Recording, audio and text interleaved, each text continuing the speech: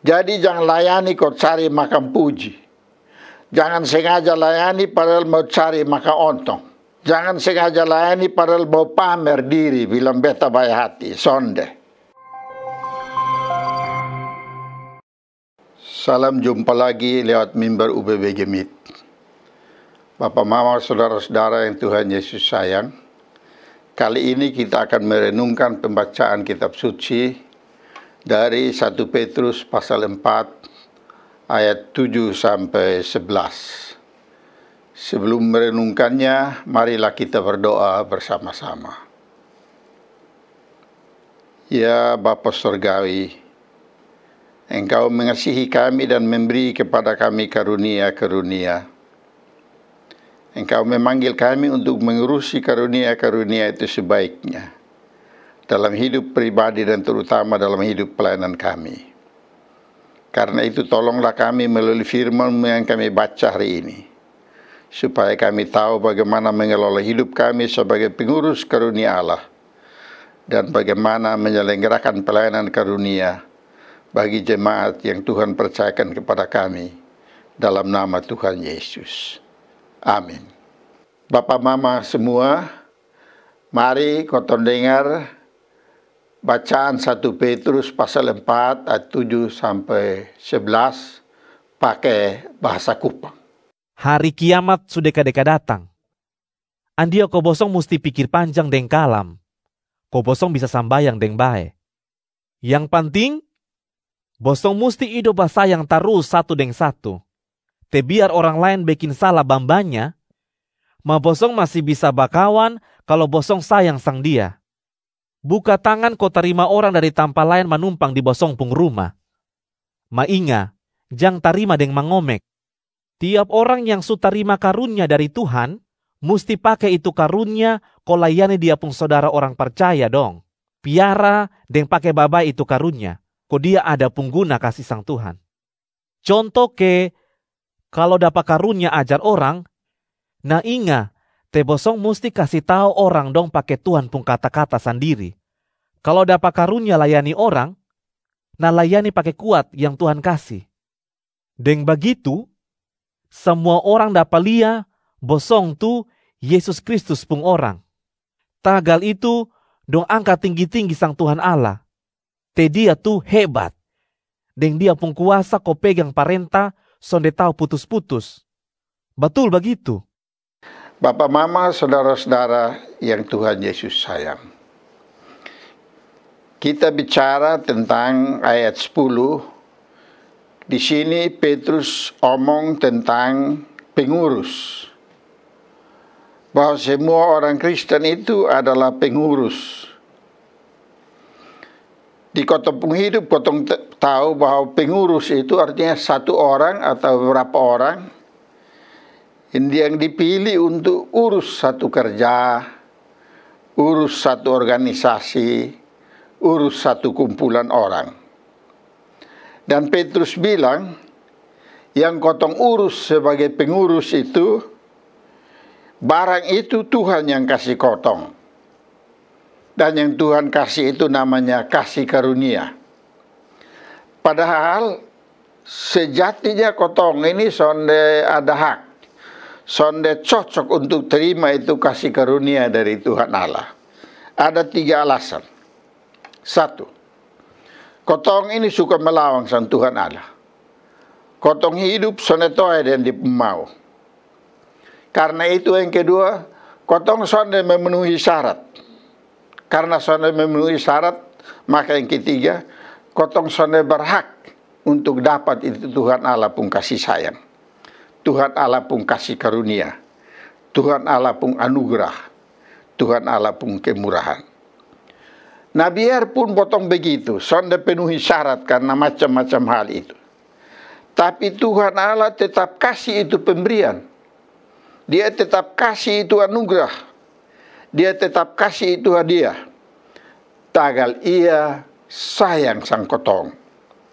Tagal ia mau supaya kotong jadi baik. Tagal ia mau supaya kotong jadi selamat. Dan Bapak Mama, dia begitu sayang sang kotong, Sampai kasih karunia yang begitu mahal itu, dia kasih. Itu bukan barang murah. Itu barang paling bermutu di bottom penghidup. Bukan barang afker. Barang itu adalah kasih karunia Allah.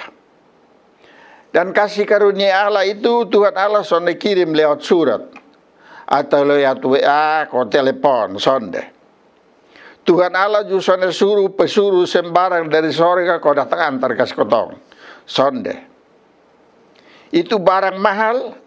Dia anak tunggal yang namanya Yesus Kristus datang di bumi sekaligus bawa itu barang kasih kotong. Dia datang kerja kasih selamat sang kotong, walau kotong tukang melawan, kotong sonde penuhi syarat dan sonde berhak untuk dapat karunia keselamatan. Itu kotong baca di 2 nats dalam Alkitab, Injil Yohanes pasal 3 ayat 16 dan 17.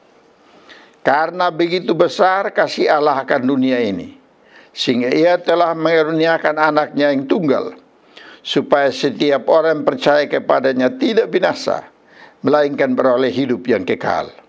Sebab Allah mengutus anaknya ke dalam dunia, bukan untuk menghakimi dunia, melainkan untuk menyelamatkannya oleh dia.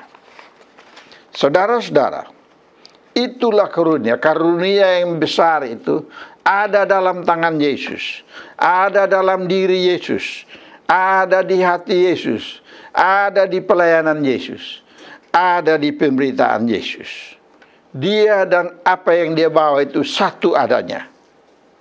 Dan kotong bersyukur bahwa Tuhan bermurah hati kasih kotong. Dia kotong bisa dapat itu hadiah. Kotong terima gratis. Dia kotong dibaptis pakai nama Bapa, Anak, dan Roh Kudus. Baptis habis, kotong bukan jalan sendiri-sendiri luntang-lantung, maka kotong terkumpul sebagai persekutuan orang percaya. Kotong sebut bilang gereja. Di itu gereja, kotong ada perjamuan, kotong ada dengar firman Tuhan, kotong saling mendoakan dan seterusnya. Nah, supaya kotong bisa saling melayani, kotong juga dapat karunia macam-macam. Ada yang jadi pandita, ada yang jadi penatua, ada yang jadi diaken, ada yang jadi pengajar, ada yang urus paduan suara, ada yang urus persekutuan doa, ada yang urus sekolah minggu, ada yang urus orang-orang tua yang kotong sebut bilang lansia dong. Ada yang dapat karunia kokas bedame orang dalam gereja. Kalau setan tolak sanong ko dong babakalai waktu rapat. Kalau setan tolak dong ko dong bakarampas uang ko lupa Tuhan pemau. Dan macam-macam urusan lain sesuai karunia yang kotong dapat. Nah, Petrus bilang semua urusan itu kotong harus urus, jaga baik-baik. Karena itu karunia itu mahal. Andai kau Petrus bilang begini di ayat 10. Kita sebagai pengurus yang baik dari kasih karunia. Pengurus yang baik. Yang bertanggung jawab untuk urus baik, bukan urus sembarang. Artinya, apa yang kotong urus itu, kotong urus dan betul-betul. Urus dengan hati, urus dengan kasih, urus dengan iman. Karena itu kotong urus dan penuh tanggung jawab kepada Tuhan yang kasih anugerah, kasih karunia, dan kepada gereja yang kumpul kotong, kesuruh kotong saling melayani. Karena itu, kalau kotong sudah terima yang tanggung jawab, kotong sana bisa lari. Karena Petrus bilang, kotong harus jadi pengurus yang baik. Baru saja sepanjang bulan Desember dan Januari, banyak warga Gemit yang ditabis untuk melayani. Ada yang jadi penatua, ada yang jadi diaken, ada yang pengajar. Terus ada bentuk macam-macam badan pengurus untuk kategorial, fungsional, dan seterusnya. Nah, semua itu adalah pengurus kasih karunia Allah. Maka kotong dipanggil buat urus baik-baik itu kerja. Jangan kerja curi tulang. Jangan kerja pemokol. Jangan kerja asal-asalan. Soalnya boleh begitu. Saudara-saudara, Bapak Mama yang Tuhan Yesus sayang. Di ini 1 Petrus 4 ayat 7 sampai 14. Petrus sebut dua hal sebagai syarat untuk jadi pengurus yang baik. Syarat pertama ialah pengurus yang baik itu harus atur dia pun diri, bapak. Atur dia pun diri.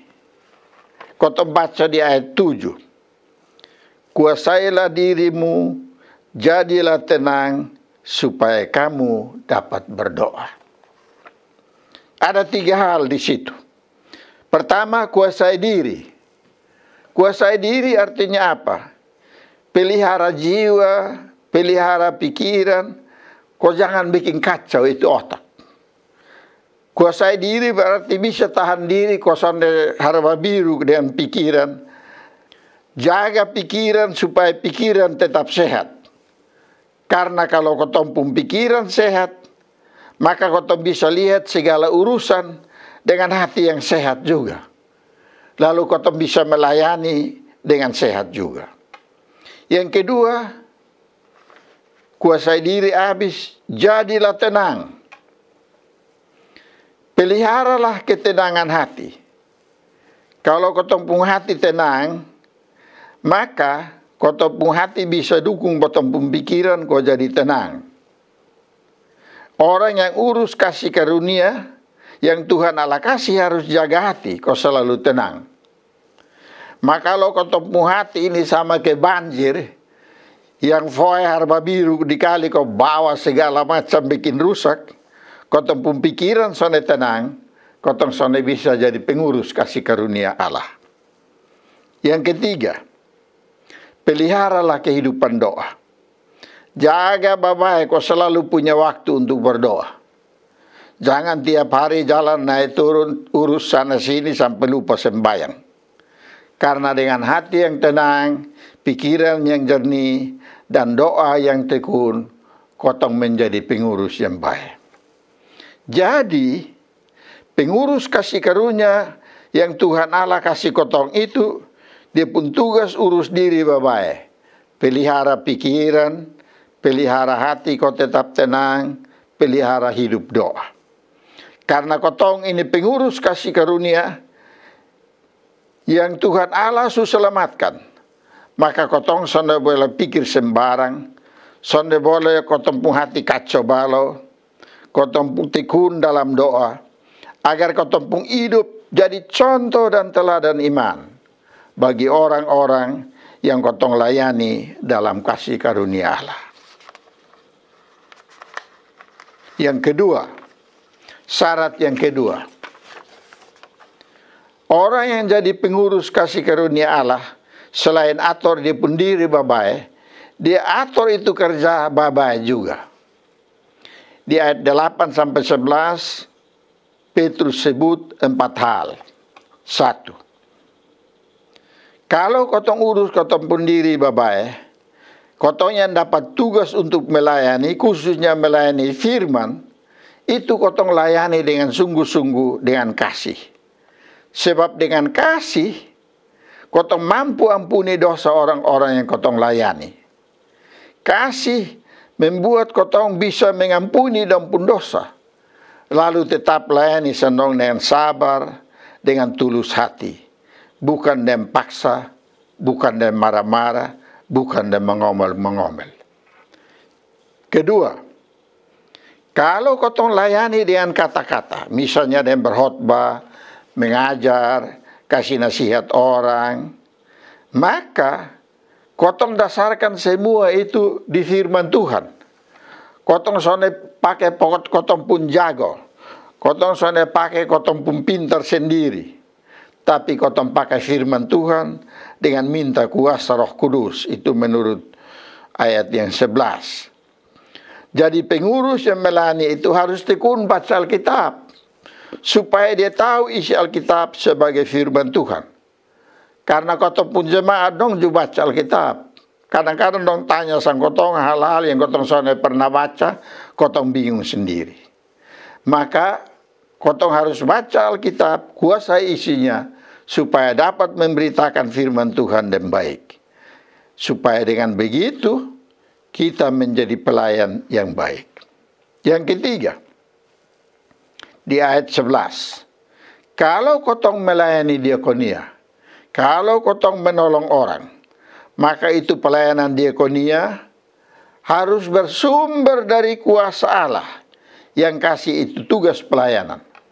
Agar nama Tuhan yang dimuliakan oleh orang-orang yang terima itu diakonia. Jadi jangan layani kau cari makan puji. Jangan sengaja layani padahal mau cari makan ontong.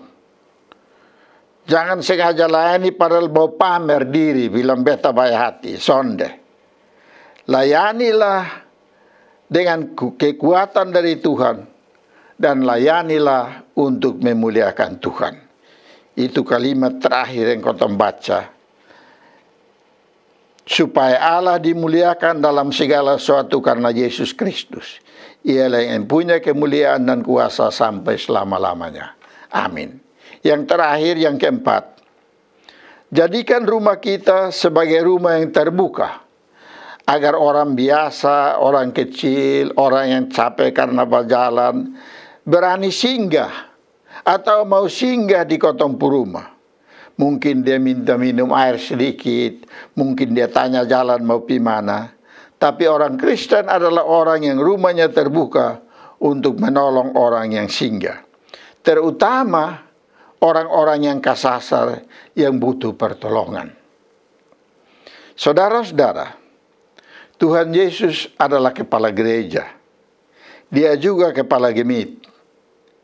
Kita semua baru saja merayakan hari-hari yang sibuk.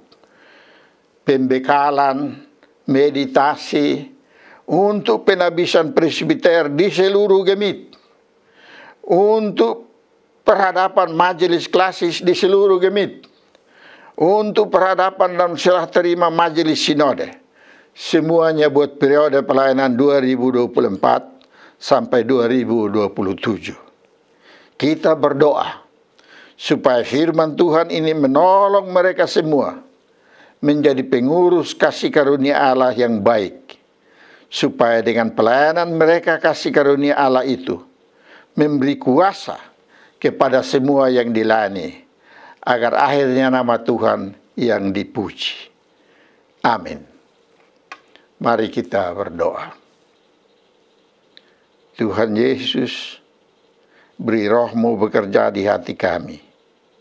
Sebagai pengurus-pengurus kasih karunia Allah yang berdasarkan kasih Yesus Kristus. Tolonglah kami Bapa, hidupkanlah firman-Mu di hati kami. Supaya dengan roh dan firman-Mu, pelayanan kasih karunia yang kami selenggarakan di berbagai tempat, di dalam gemit dan di luar gemit, semuanya mendatangkan kemuliaan bagi nama-Mu dalam nama Tuhan Yesus. Amin.